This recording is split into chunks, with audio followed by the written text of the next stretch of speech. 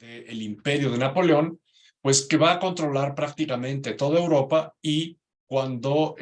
esté terminando ese periodo imperial en 1814, primero vendrá lo que se conoce como la Francia de los 100 días, cuando Napoleón pretendió recuperar el trono de Francia y finalmente es derrotado en Waterloo el 18 de junio. Días después debe reconocer la derrota y es exiliado a la isla de Santa Elena y muere en 1821. Y mientras tanto, Francia entra en este último periodo. Primero, la restauración francesa, que tendrá pues prácticamente a tres Borbón que van a llevar la monarquía hasta 1848. La de Luis XVIII, hermano de Luis XVI, que incluso se conoce como el monarca más liberal, porque reconoció todas las instituciones constitucionales y liberales que había establecido tanto la Primera República como Napoleón. Y luego viene, cuando muere Luis XVIII, la verdad es que es un rey que ayuda mucho a que Francia pueda tener ese periodo, por lo menos de 9 años, en los que se da continuidad a todos estos ideales de la Revolución Francesa, pero cuando muere, llega al trono el hermano de Luis XVIII, también hermano de Luis XVI, Carlos X, y él sí era un ultramonárquico. Muchos de los movimientos que había hecho tanto la revolución como su hermano, los intenta derogar para volver a configurar una monarquía absoluta, y esto lleva a que haya una revuelta, lo que se conoce como las revoluciones de 1830, la revuelta de julio,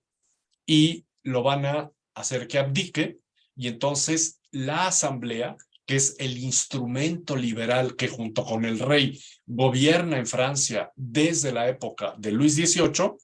lo va a destituir y entonces van a elegir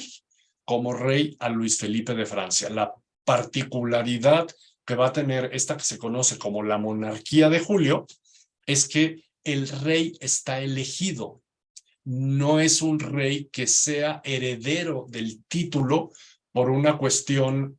válganme la redundancia, hereditaria, sino por una elección, y entonces tendremos monarquía en Francia hasta 1848. Los movimientos y los reclamos de los obreros y varias cuestiones, entre ellas el reclamo del voto universal, van a llevar a las revoluciones del 48 en Francia, y eso hará que tenga que abdicar también Luis Felipe de Orleans, y entonces surge la Segunda República. Esta está gobernada por un sobrino de Napoleón, Luis Napoleón Bonaparte, que entendiendo la estructura y la necesidad que tiene el pueblo de ver consolidadas las ideas de la revolución, plantea esta idea de que exista un voto universal, y entonces es elegido Luis Napoleón Bonaparte más por el reconocimiento que se tenía a que tuviera una muy buena carrera política, y va a ser elegido presidente, lo cual hace que pues esté presidiendo de forma relativamente buena. Luis Napoleón Bonaparte quiere, o sea, la Segunda República Francesa en su constitución establece que solo puede existir un mandato de 4 años, y cuando estaban por acabar esos años, Luis Napoleón Bonaparte intenta que se modifique la constitución para que haya una reelección. No es aceptado, y entonces él mismo da un golpe de estado, destituye la república, configura el Segundo Imperio y se va a convertir en Napoleón III, y comenzará entonces el Segundo Imperio francés,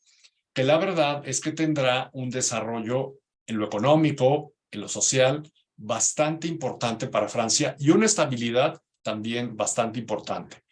El gran error de Napoleón III fue tener estas expectativas de expansión que lo llevan a errores tan garrafales como querer convertir a México en un territorio y en un estado satélite de Francia a través de Maximiliano,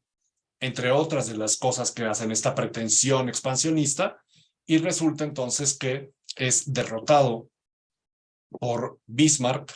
el canciller primero pruso y que va a configurar el imperio alemán, y tiene que abdicar, y entonces en ese momento comienza la Tercera República Francesa. Una república que se va a configurar de forma muy trompicada, porque la realidad es que los franceses estaban a gusto con el imperio. O sea, ellos no tenían ningún problema con que Francia fuera un imperio. O sea, no se cambia del segundo imperio a la república porque estuvieran en contra del imperio, sino porque pierde de forma muy humillante Napoleón, y cuando se tiene que reconocer a un nuevo gobernante, pues toda esta serie de trompicones en los que se vio inmerso Francia tras la derrota de Sedan, así se conoce, la que tiene el ejército francés comandado por Napoleón contra los ejércitos prusos, pues van a llevar a que de repente digan, pues, ¿qué hacemos? ¿Qué hacemos? Pues una república, pero una república monárquica o mejor otra vez una monarquía. No, bueno, y en ese estar que sí, que pum, surge la Tercera República, que a la postre termina siendo la república más longeva de Francia, hasta esta Quinta República que estamos viviendo actualmente, que parece ser la que se extenderá más tiempo. Pero por lo pronto, la Tercera República vivió al 80, 90, siglo XX, casi 70 años. Y de hecho, termina cuando Hitler invada Francia, y en ese momento se da por